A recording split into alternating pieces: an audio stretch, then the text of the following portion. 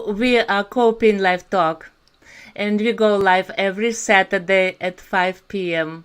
We are so glad that you are with us today because our topic is complete sleep solution. And I know personally how bad it is when our sleep is disturbed and when we suffer from different sleep problems. Sleep deprivation is one of the curses of our century. So, as always, I introduce our guest, Martha Lewis, this time. Thank you, Martha, for being with us. And our co-host is Scott Kiddle. How is the weather today in your area, Martha? It is snowy. I live in Jackson, Wyoming, so there's snow on the ground. Oh, maybe everybody is heavily asleep there. Yeah, I wish. No? Okay, please tell us what is going on with our sleep. What is the connection? Well, definitely our modern busy lifestyles do not help. I mean, I think 200 years ago, there were not as many sleep problems. And it makes sense because 200 years ago, the light bulb had not even been invented yet. Computers weren't invented until a few decades ago. So all of this new technology, our new pace of life, and really focus on productivity and this 8-hour workday, and sleep being seen as kind of a waste of time because we didn't know all the reasons why we sleep. And so it just seems like this waste of time when we could be productive and getting things done.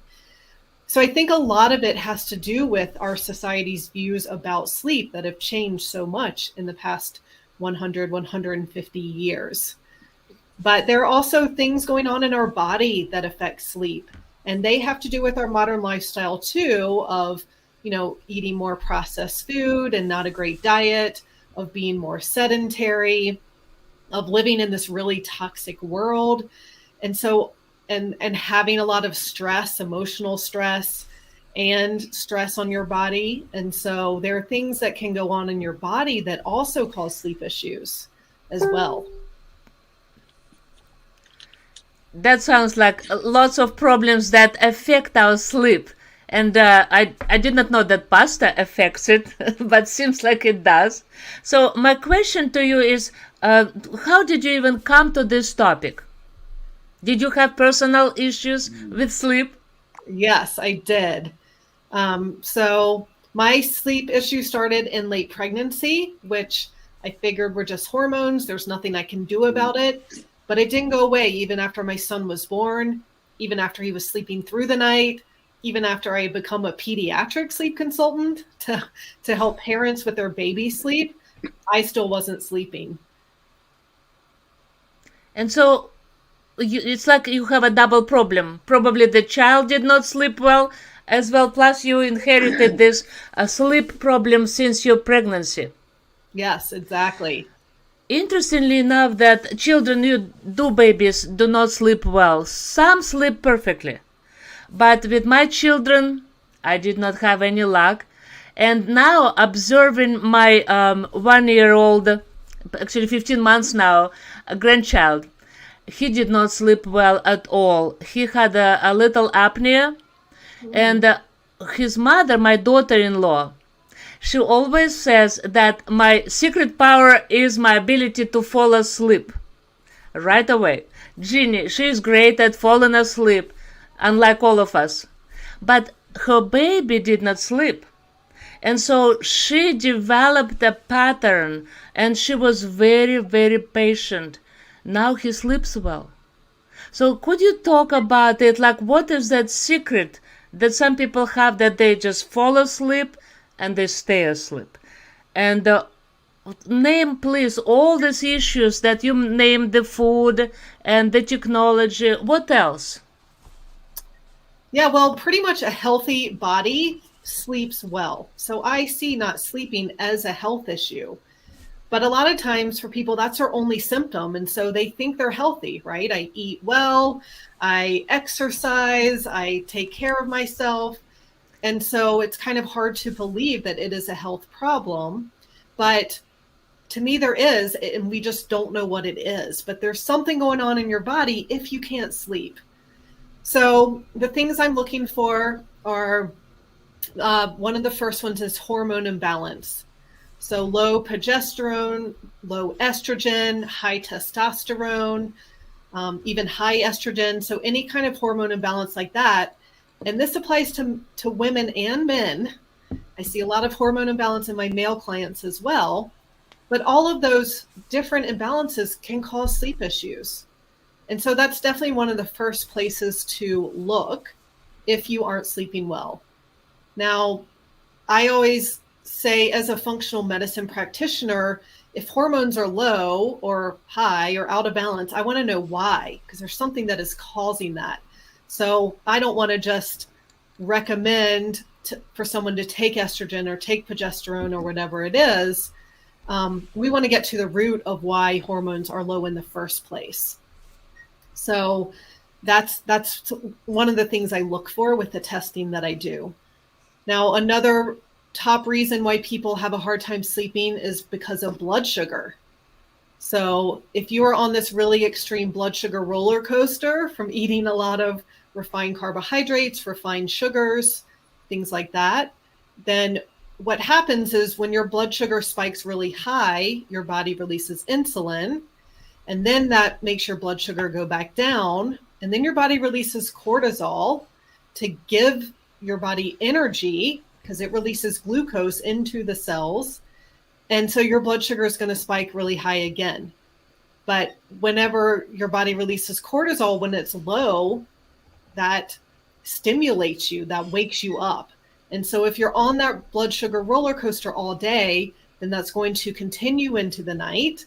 And whenever your blood sugar drops too low, then your body releases cortisol and you're awake. So this is a common reason why people wake up at around 1 or 2 in the morning and have a hard time falling back asleep. Now, yeah. Thank you. This is amazing, because I know quite a few people who get up in the middle of the night to eat something sweet, hoping it will help them to sleep. But sounds like it's not the case. Well, it might help them actually go back to sleep, because it is going to raise their blood sugar, but it's definitely not solving the problem long term. It's making the problem worse long term. That is interesting. So could we talk a little about a few items that I found on your blogs? So one of them is, I will read it, change your thoughts to sleep better. What is the secret? What is like a mechanism? I just turn a switch? I wish. I mean, it's more exercises you can do that take practice to change your thoughts. So you've seen a lot of what I talk about is what can go on in the body that causes sleep issues, but the mind can still sabotage your sleep. So if you're worried about sleep, if you're thinking about sleep all the time, then that is still going to get in the way of your sleep, even if we're working on the physical issues. So something I recommend is to, first of all, start becoming aware of how much you're thinking about sleep, you're worrying about sleep, you're telling others about your poor sleep. Like, start noticing that, how much that is happening during the day. And so that might mean carrying around your phone or a piece of paper and kind of tick marking every time you're thinking about those things. And gain this awareness of how much you're obsessing about it. And then once you have that awareness, then you can start to change your thoughts about it. And so, say you're thinking, I'm so tired, or I don't know if I'm going to sleep tonight. You don't need to change your thoughts to the opposite that's not believable. Telling yourself, I'm going to sleep great tonight is not, if your brain doesn't believe that, it's not going to be helpful. So coming to a more neutral thought of, I'm going to figure this out, or I've slept well before, I can do it again, or something, empowering like that feels true to you. And so practicing that, whenever a negative thought comes up, you switch to that positive thought and you intentionally start thinking that positive thought and really creating a new connection in your brain. So that is just one exercise that can help.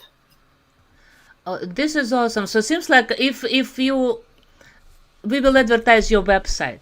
And it seems like people can connect with you and you coach them how to change their thinking pattern. Am I right? Yes, that is part of Scott what has it a is. question.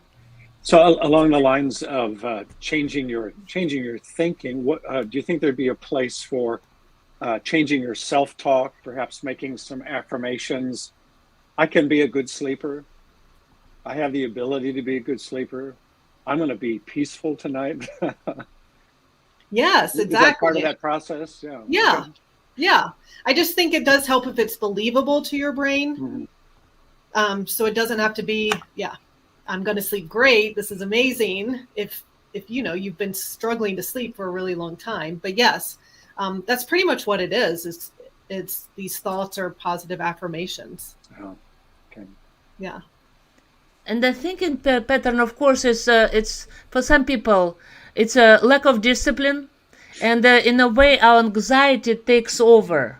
So one of the blocks you had was about sleep anxiety, and you talked a little about it now. But so do you want to add something to that? So I didn't even anticipate you saying you think about, I will not sleep well tonight again. So people do that? Yeah, definitely. I mean, it gets Didn't in know. your So head. Yeah. I will now control my thoughts because I never caught myself thinking about it, but maybe I do. So you also talked about this connection between cortisol and sleep. So from this point, could you advise us how to, because cortisol is a hormone that is produced when we are anxious. Am I right? When we're stressed, yes. More stress. How do you reduce that? Yeah, well, I mean, first of all, cortisol is a very necessary hormone. It's what wakes us up in the morning and keeps us alert throughout the day. It also is a part of our stress response. So if you're being chased by a bear in the woods, in the mountains where I live, then your body's going to release cortisol. And that's going to do things like give you energy. It's going to send glucose to your cells, like I mentioned. It's going to help you focus and concentrate so you can think quickly. It's going to increase your heart rate, your blood pressure, your body temperature. It's doing everything it can to prepare you to run from or fight something. But our brains don't know the difference between being chased by a bear in the woods and, say, just being stressed, being overworked, or being frustrated because you're stuck in traffic and you're running late for work, or getting in a fight with your spouse. Our body still releases cortisol. We still have that same stress response, even though we don't need to survive in the moment. And so when cortisol is high at night and it's not supposed to be, then that is going to interfere with our sleep because, it makes us focus more. It makes our thoughts race. It gives us energy. So all those things we don't want happening in the middle of the night. And some of the most common reasons for high cortisol at night are going to be, again, that low blood sugar, also a pathogen in your gut. So if there's something like a parasite or bad bacteria or yeast like Candida, then those creatures are most active at night. And so they're causing a lot of inflammation. And cortisol is an anti-inflammatory hormone. So your body releases cortisol, but it's going to wake you up. And another main reason for high cortisol at night is what's called a congested liver. So if your liver has more toxins than it can handle, then those toxins end up circulating around, causing inflammation, causing your body to release cortisol. And your liver is most active in the night, especially between 1 and 3 a.m. So those are some of the main reasons why you might be having high cortisol at night, and it's interfering with your sleep. This is just something amazing you said, because I'm from Russia, and Russian people like to complain about their health. Not everybody, but I grew up and I knew lots of people who would say, if you ask, how is your day? And instead of saying, oh, that's a great day, how Americans say, they would say, oh, my liver is acting out. So it was amazing you brought up the liver. But so, what is the idea that we could share today?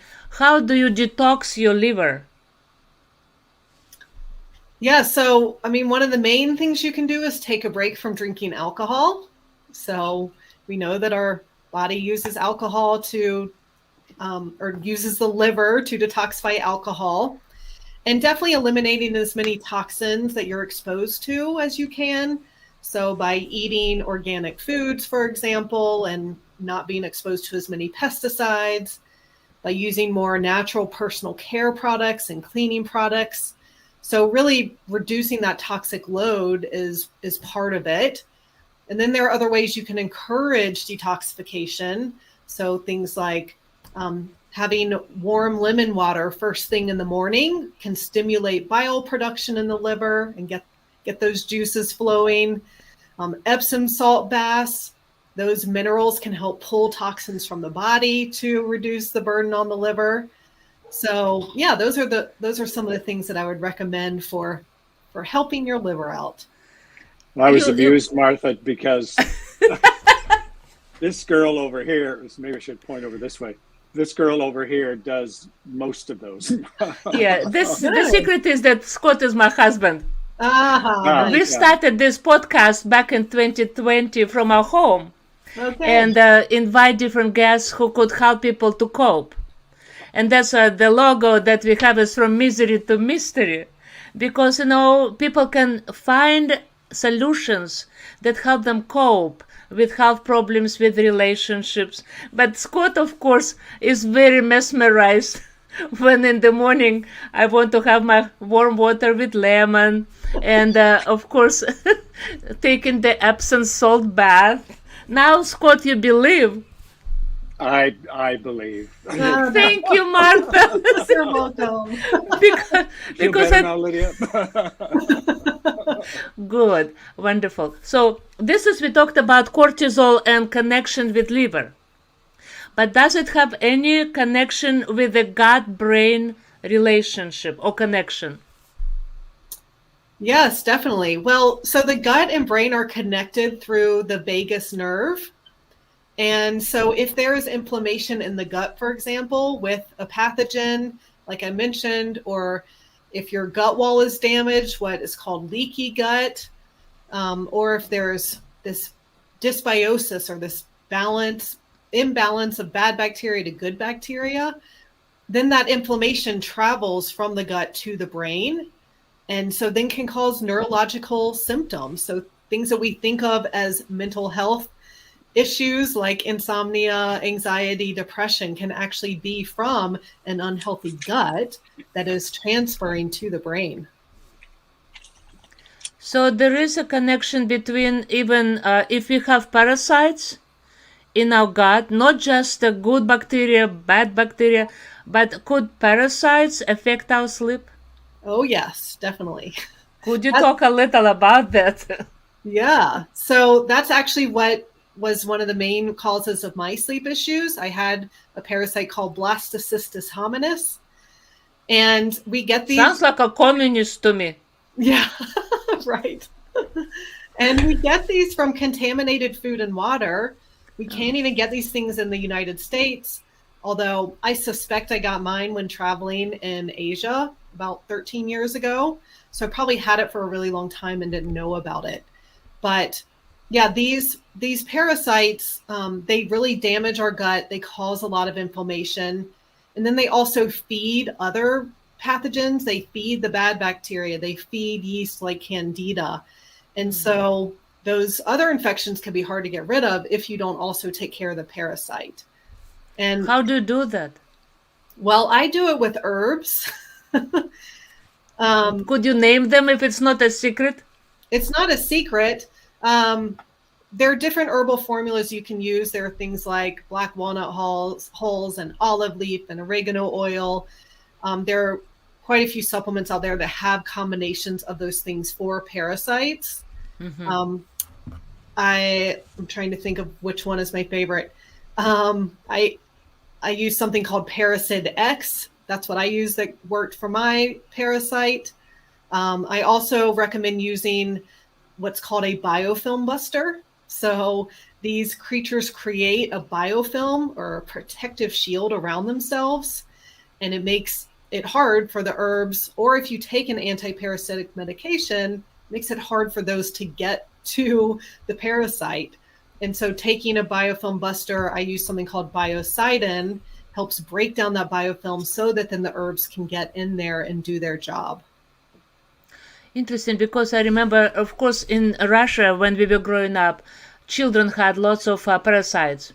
And I remember my mom was giving us pumpkin seeds, and she actually made us eat them a lot, and she believed that it will help. But definitely herbs, I believe in that very strongly. Yeah, me too. I've seen them work. Yes, absolutely. And with the unhealthy gut, either it's a bacteria. So, for example, with bacteria, probiotics help. But how not to overdo it? I've read so much information about researches that were done. When you overdo on probiotics, then it's another problem. Could you talk about it? Yeah, definitely. And, this is why I believe in testing instead of just guessing and saying everyone should take a probiotic. I don't think that everyone should take anything because we don't know what's going on in your body. And when I see someone with a lot of bacterial overgrowth of the normal flora, then I don't recommend a probiotic. There's already too much bacteria in there. And so it's just adding more fuel to the fire. So yeah, not everyone should take a probiotic. You should know what's going on in your gut before you're taking things like that. So what doctor do you need to go to find out, to do that testing? Well, I do that testing as a functional medicine practitioner. So I'm certified through functional diagnostic nutrition. A primary care doctor is not going to do these tests. Some functional medicine doctors do. So yeah, I would recommend someone in the functional world to run these tests. So that's a new expression. I had not heard of that category of medical practitioners. And I'm not sure that that's common knowledge. Yeah. So we specialize in how the body is functioning. So instead of, you think of typical doctor's blood work, it's used to diagnose something very specific. And we're more looking at how all the different systems in the body are working and restoring function to them so that then you're back in balance, so you're healthy. So that's how that works. Talking about different hormones in the body, I started thinking about thyroid gland. It's kind of the opposite side from the guts, closer to the head. And many women suffer from underfunctioning thyroid, though the testing does not show anything. So how accurate is this information, and what will you suggest? Again, people start taking everything in to lose weight, to make their hair grow, to sleep better. Yes. Because it depends how the thyroid function. But so how does thyroid affect our sleep? Well, the thyroid affects our sleep because it is affecting the entire balance of the body. So our thyroid is like our metabolism regulator and gives us, helps us with energy. And so if we don't have enough thyroid hormone, if that isn't functioning properly, then lots of other systems in the body aren't going to function properly, and all of those can affect sleep. So I think you are so right that so many women especially suffer with an underactive thyroid, and it tends to go undiagnosed by many doctors. And that's another thing with blood work, and how I interpret it differently is that blood work has these very wide normal ranges, and they're based on the average of people taking those tests. And for a thyroid test in particular, it's mostly sick people taking those tests. So they're taking the middle. This is the average, 25% on either side. Okay, that's normal. But that's normal is what's common. It's very different than what's optimal. So I'm looking for much narrower ranges that are when someone is in health without any symptoms. And so a lot of times, for example, like the thyroid range or the normal range for TSH, or thyroid stimulating hormone, goes up to 4, but from a functional perspective, it only goes up to 2. So I see a lot of people who the doctor says everything's working great, and meanwhile there are these signs that things aren't working great. Yeah. Another thing with the thyroid too is that 90% of hypothyroid, that underactive thyroid, is autoimmune thyroid or Hashimoto's. Yeah.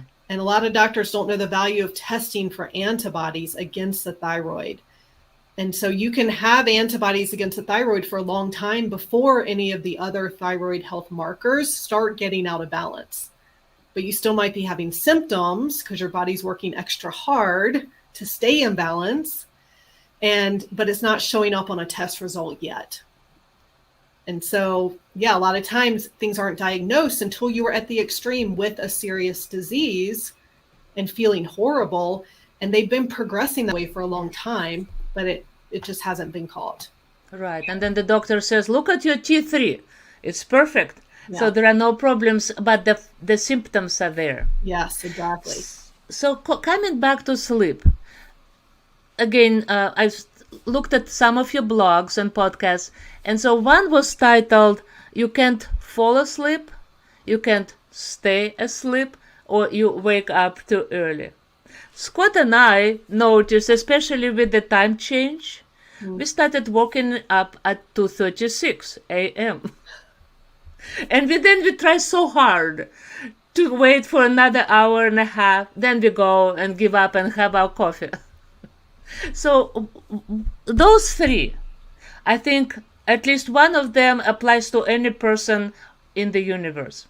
But so falling asleep, staying asleep.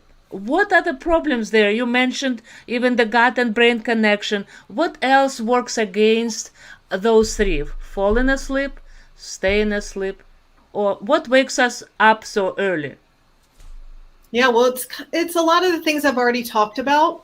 With falling asleep, I mean, that can be from mental, emotional stress, not taking time to wind down before bed, watching screens before bed, and suppressing melatonin. So it can be some of those lifestyle factors. But other things in the body are going to be food sensitivities. And then a pathogen in the gut can also keep you from falling asleep at night.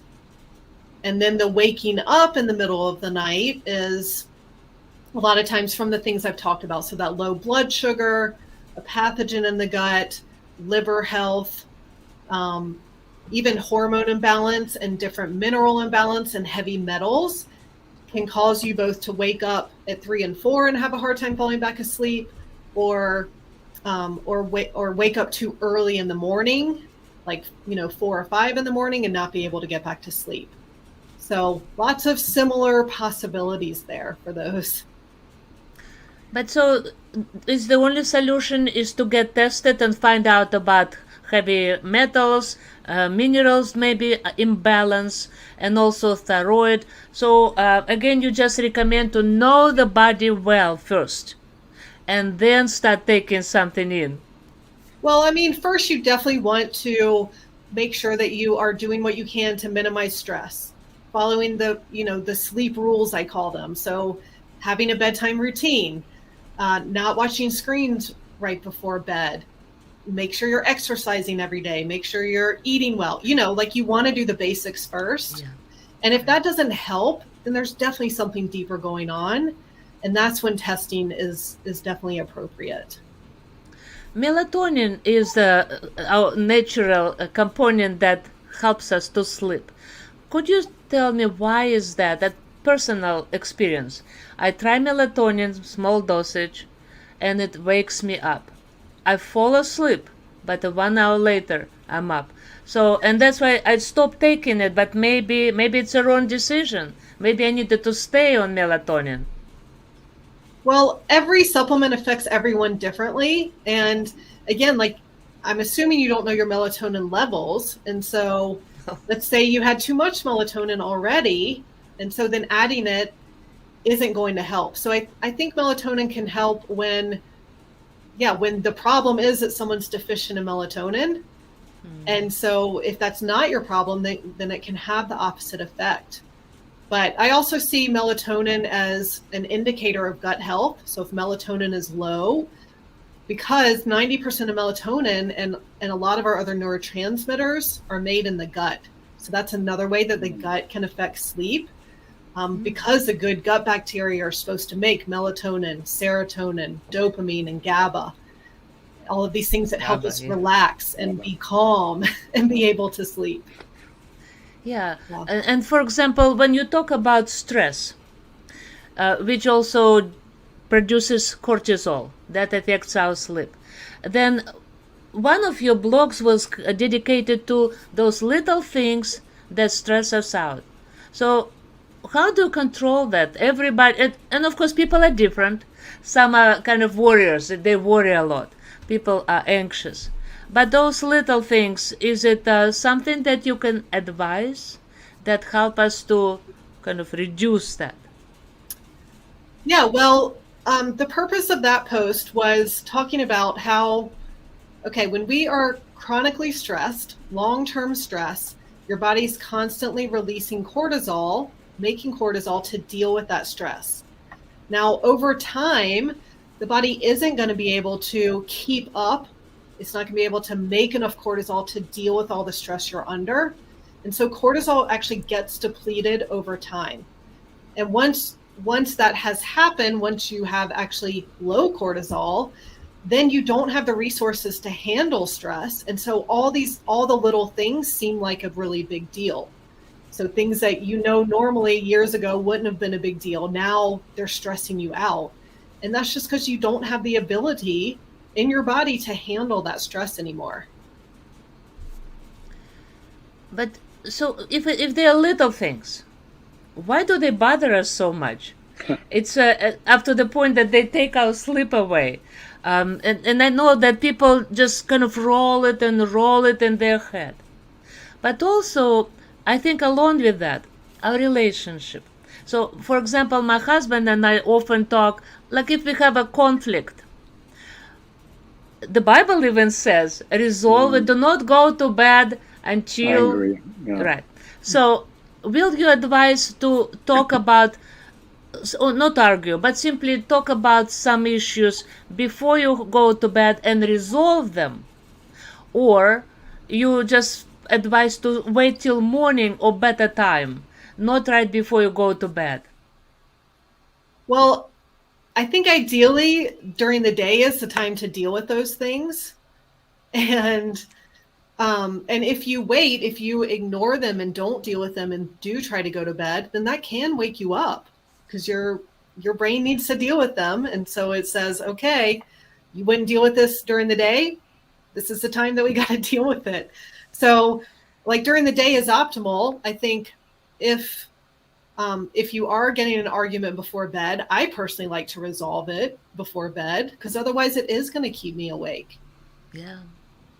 So that seems like the Bible even has a good advice from this point. Yes, but right? Also, I know that if you start talking and do not resolve issue, or at least one of the partners does not feel satisfied, then I think you will probably have it rolling through your head whole night. So you probably have to be again coming back. Do not let little things stress you out. Then maybe to develop a certain discipline, and say that, and it applies to daytime. Just simply, this is not something that I need to worry. Put it on a kind of a back shelf, and then set up a certain time in the day when you deal with this. Yes, exactly. But it's just toxic. Yeah. I think it's just constantly in our heads. Yes. What other suggestions do you have to people who do not sleep well? Because I know, like, if I go outdoors and just simply fresh air and hiking, then you just crash and sleep. Am I right?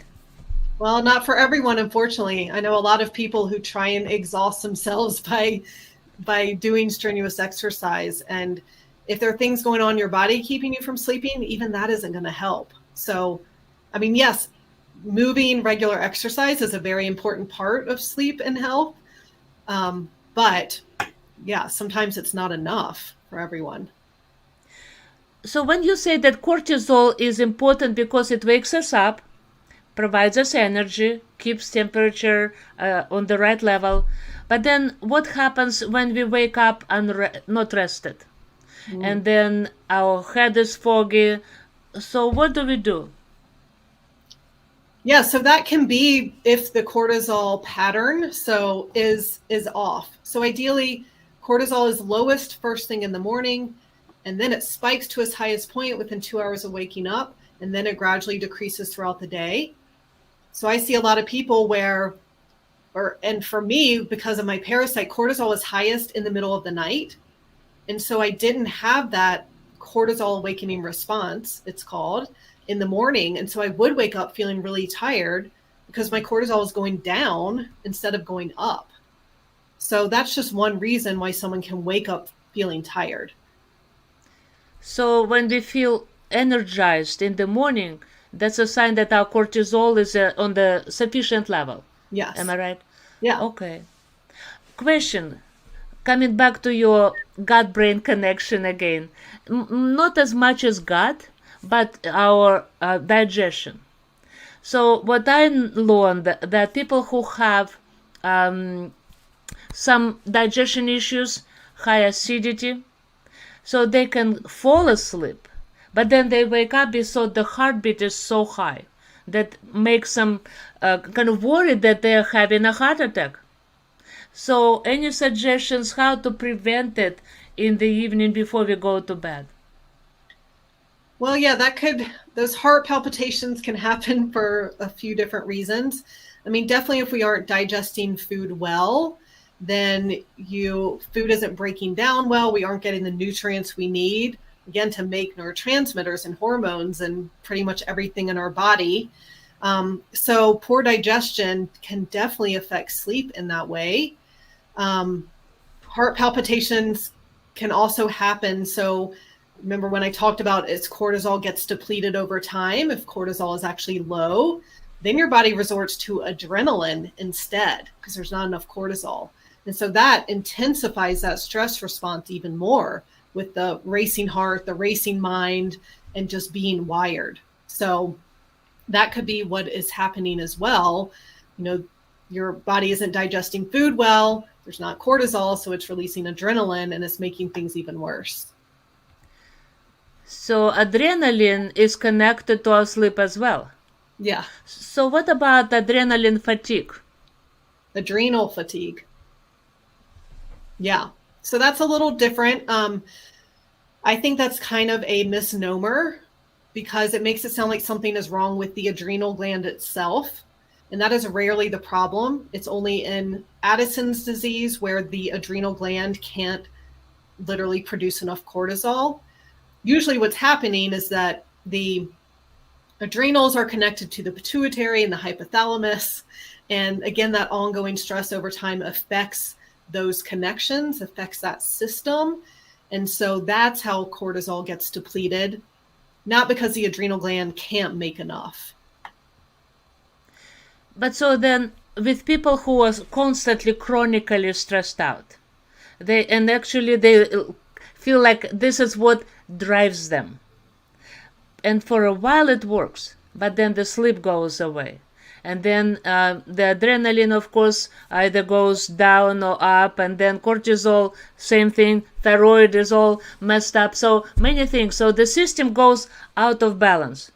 And I'm not a medical doctor, so I'm just, forgive me if I'm making no sense. But I know that when the body is out of balance, we seek ways to either put something into our mouth, that maybe some supplements, we seek any advice we can. But so today, I encourage our audience, if you struggle with your sleep, do not put anything to your mouth until you talk to Martha. Go to her website, The Complete Sleep Solution, and then follow the advices. Because otherwise, we simply we kind of stake our system even more out of balance. And then it will be hard to take it back. But so what people do when they do not sleep well, please tell me if it is the right approach, because people often say, oh, this is weekend or holiday, I have to catch up with my sleep. Does this approach work? It's better. I see you smiling and laughing. It's definitely better to get regular sleep on a consistent basis for your health. So not catching up. Right. So how about students? They have to have papers finished. They have to write theses. They have to also have exams, tests.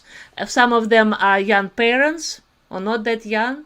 And so they sit till 4 a.m. And then, of course, they have exams, and then they have papers to turn in, and then they hope they will catch up. So it does not work. It's not ideal. I think better planning would be ideal. I pulled one all-nighter in college, and I swore never again. But it's crazy because studies actually show, I mean, we need sleep to reinforce what we've learned during the day. And we need sleep to be able to focus and concentrate and be rational. And so it actually could be better for someone to get some sleep and then get up early the next morning or whatever it is, than just try and keep plugging along, not sleeping and not really being very efficient at all. Then how about napping? Yeah, I actually am a big fan of napping, even if people are struggling to sleep. I know that is contrary to a lot of advice out there. But a 30-minute power nap during the day in the early afternoon can really help improve focus, productivity, again, help with your memory and learning, make you feel really rejuvenated. So I think you don't want to rely on naps all the time for missing nighttime sleep, but definitely there are circumstances where there might be times where a nap is totally appropriate, and I think that's great.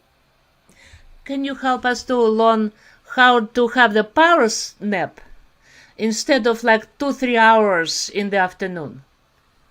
Yes, well, you probably want to set an alarm. So I recommend setting an alarm for 30 minutes and knowing that it's going to take about 10 minutes to fall asleep. And then you're only going to go into the first 2 stages of sleep in the next 20 minutes. And so then when your alarm goes off, you won't be in deep sleep, which can make you feel really groggy and out of it if you get woken up in that sleep. Okay, so 30 minutes is optimal. Yes. Wonderful. So that was my very big question, because many people, especially older people, since they wake up early, their nap is kind of a sacred time of the day, but it's long and it's never good. I'm glad you said that. So could you give us like 5 steps, the best approach to improve our sleep? Well, if you can. I mean, definitely the first step, like I talked about, is to do all the basics. So yeah, good diet, exercise, good sleep hygiene, it's called, avoiding screens before bed. Then eating an anti-inflammatory diet can really do a lot to promote sleep and health. So that means avoiding these, the most inflammatory foods like gluten, dairy, alcohol, refined sugar. Supporting your liver function is going to be a big one with what I recommended already. Keeping your blood sugar levels steady is also a key. And then getting hormones checked is a great first step if you want to do some testing and aren't ready to dive in to do everything and see what's going on with your hormones. So that's what I would recommend. Thank you. So 2 big questions before we will start wrapping up. Does sleep affect our memory, and is it causing Alzheimer? It does.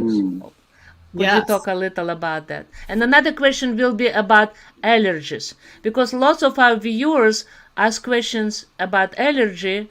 But today, since we talk about sleep, I want to kind of have this connection between allergy and sleep. But first, memory and Alzheimer's. And Alzheimer's. Yeah, so the amyloid plaques that build up that they think cause Alzheimer's are actually cleared while we sleep. So that is just one way, that, Wow. that sleep affects Alzheimer's, or that lack of sleep can cause Alzheimer's. Let's put it that way. Also, sleeping pills are correlated with Alzheimer's as well, because they're not giving you a natural sleep. They're more sedating you instead of being in deep sleep and REM sleep that we need to help clear the brain of those plaques. So it is a clear connection between our memory loss and poor sleep. Yes. Thank you. So then I hope our audience and all our viewers understand that we need to start working on our sleep today. Okay. For not feeling tired, for not losing memory, for improving our digestion, even everything. Yeah. So allergies. So what kind of allergies do you mean? Allergies that lead you to misery, sinus infection, but even seasonal. Just now, yes, again, all these herbs and weeds cause lots of energy. And I'm not even talking about any viruses or anything, simply allergies. Yes. So there is a connection with sleep, because allergies and insomnia can have the same cause, and that's mainly an unhealthy gut. And now we have talked a lot about the gut and sleep, but I'll explain how it affects allergies. So imagine that you have a bucket and it can handle this many toxins. And say that bucket is pretty much full from inflammation, from all the toxins we're exposed to all the time. Then when cottonwood, grasses, whatever people react to come along, that overflows the bucket. And the liver, the body can't handle all of that. And so it manifests in all these symptoms of seasonal allergies. So it really is actually a gut issue for allergies. So for all allergies? Yeah, for seasonal allergies like that? Yeah. For seasonal. No, yeah. Not like related to medicine, certain drugs. Right, exactly. Okay, just seasonal. Yeah. That is very important. Thank you so much. So any questions you have, Scott? Oh my goodness. I have sleep apnea. Thank you. That's what I wanted to talk about. I figured you would.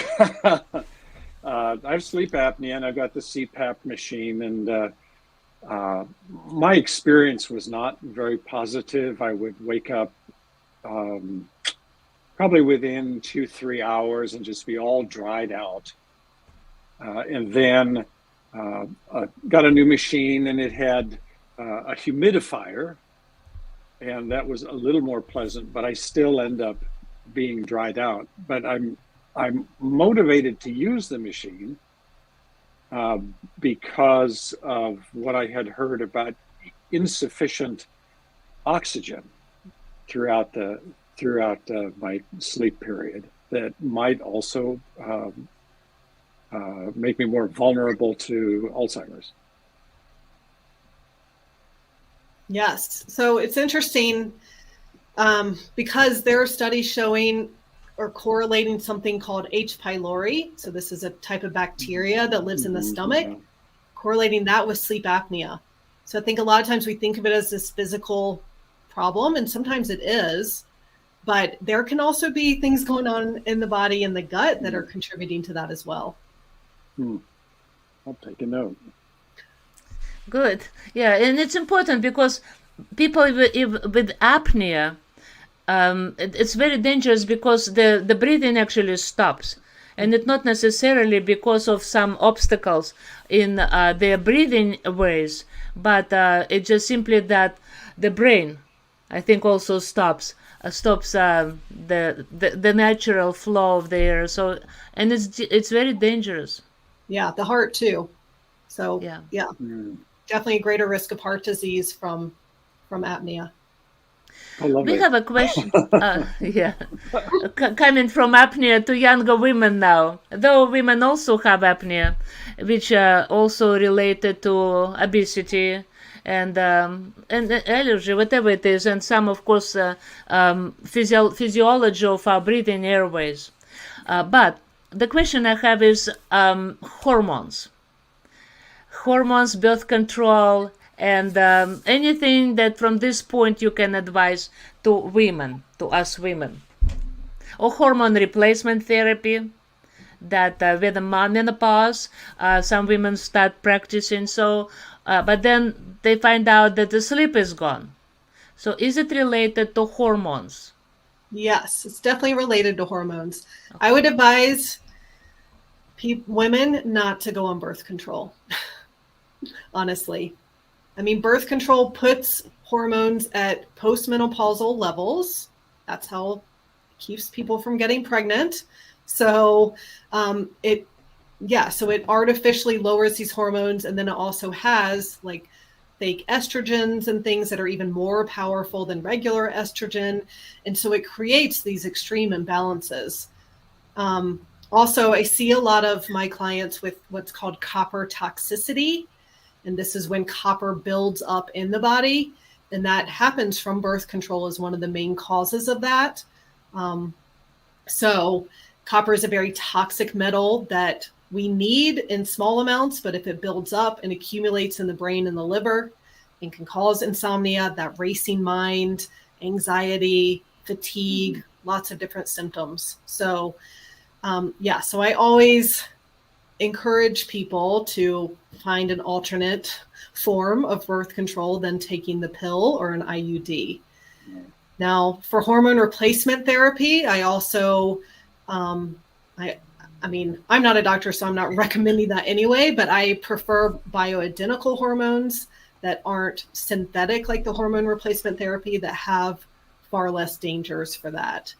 And again, if hormones are out of balance, we want to know why. And it's usually because of stress and cortisol being out of balance.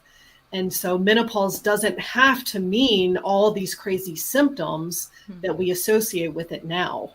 So there can be more balance than that. So again, what I hear is check your blood work, all the minerals, metals. Copper, I had no idea that it's so toxic and affects even our stress. So that's important. So coming back to all these 5 principles of sleeping well. So eat well. I remember, don't overload yourself with information before you go to bed. What else do I need to remember? Well, I mean, it's all relevant. Diet, an anti-inflammatory diet, regular exercise, not overtraining, but also not being sedentary. Okay. The good sleep hygiene, managing stress. What is good sleep hygiene? So that means that having a bedtime routine, not watching screens before bed, all of those. Does it also apply maybe opening windows before you go to bed? Or good quality air, right? Yeah, your whole sleep environment matters, the temperature. Okay. Yeah, having your room tidy and not stuff everywhere can help your brain be able to relax better. So yeah, all of that environmental habit stuff is the sleep hygiene. Yeah, we approach to. Oh, go ahead, Scott. I was going to say, talk about the environment in your sleep area. We got an air filter, a pretty nice air filter, and it not only filters the air, but it also provides a fair amount of white noise that tends to mask some of the other sounds in the house, like the dog going down the hall on the hardwood floor with the with the nails, right? Yeah. And I want to give a credit for that air filter to my sister, because we had our birthdays very close. So she said, "What can I give you that you sleep better?" She was very worried about Scott's apnea. And so she gave us this wonderful, wonderful air purifier. And along with that, Scott probably wanted to mention, we bought this very, very heavy curtains. Oh, yes. Oh, yeah. And then we've learned the difference. Yeah, good. We had no idea. Yeah, great. So we were shooting ourselves in the foot for 2 years in this house. It's very light, lots of windows, but we did not have any curtains. Yeah. Because we thought like, oh, we're young and vigorous. We're like students. And we were very wrong. Okay, so those are 3. And then what others? I thought I already named 5. Yeah, so Diet, exercise, sleep hygiene, stress, and so that's mental stress, and then the 5th would be the physiological stress. Yeah. and I apologize for making you repeat and repeat. But what I've learned with people, older people, us included, that information that we need should be repeated up to 7 times. Nice. Then we kind of take it in and like, oh, it's interesting. But so again, talking about memory, if our viewers want to have healthy brain, less stress, then sleep better. And it is all connected. You sleep better, your stress level is lower, right? Yes. You level your stress level, you sleep better. Thank you, Martha. You are an amazing guest, and I am so impressed of the depth of your knowledge, and I recommend strongly to go to Martha for coaching. I might consider it myself to make my brain disciplined and take it to the right direction. Thank you, and thank you, Scott, for your good questions. Thank you, Martha. Thank you, It was and wonderful. have a wonderful, wonderful day. We have your website on the bottom. So please, if you have sleep problems, Martha has the complete sleep solution. Thank you, Martha, and it was good to host you today. Yes, thank you for having me. Yes, have a Bye. wonderful day. You too. Bye.